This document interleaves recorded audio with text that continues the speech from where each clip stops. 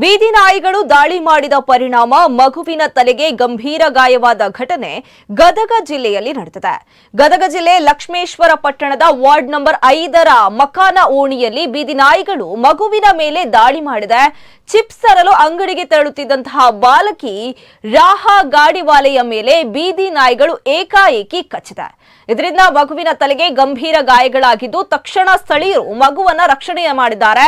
ಗದಗ ಜಿಮ್ಸ್ ಆಸ್ಪತ್ರೆಯಲ್ಲಿ ಮಗುವಿಗೆ ಚಿಕಿತ್ಸೆಯನ್ನ ನೀಡಲಾಗುತ್ತಿದ್ದು, ಕಳೆದ ಕೆಲ ದಿನಗಳ ಹಿಂದೆ ಇದೇ ರೀತಿ ಮಗುವೊಂದರ ಮೇಲೆ ಬೀದಿ ನಾಯಿಗಳು ದಾಳಿ ಮಾಡಿದ ಘಟನೆಯ ನೆನಪು ಮಾಸುವ ಮುನ್ನವೇ ಮತ್ತೊಂದು ದಾಳಿ ನಡೆದಿದೆ. ಲಕ್ಷ್ಮೇಶ್ವರ ಪಟ್ಟಣದಲ್ಲಿ ಮಿತಿ ಮೀರಿದ ಬೀದಿ ನಾಯಿಗಳ ಹಾವಳಿ.